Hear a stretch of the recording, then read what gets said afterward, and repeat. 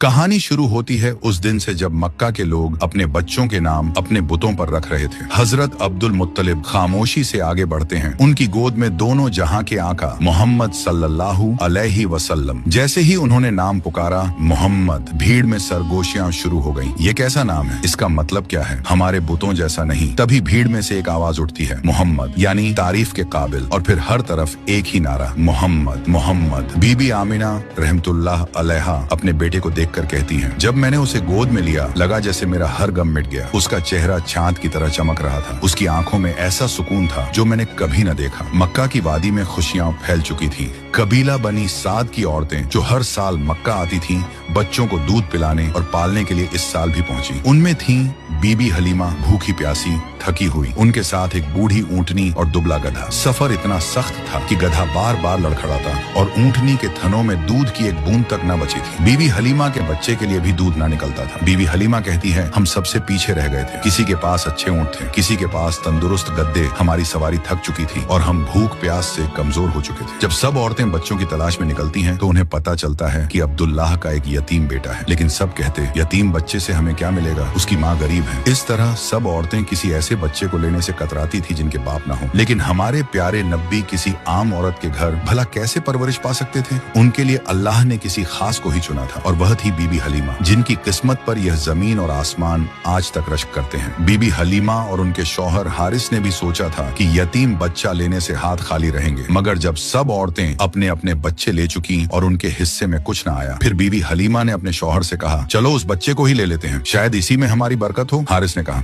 हाँ क्यों नहीं, शायद यही बच्चा हमारे नसीब बदल दे। और जब बीबी हलीमा बीबी आमिना रहमतुल्लाह अलैहा के घर पहुंची तो उन्होंने देखा और आगे क्या हुआ जानने के लिए पार्ट 2 जरूर देखें।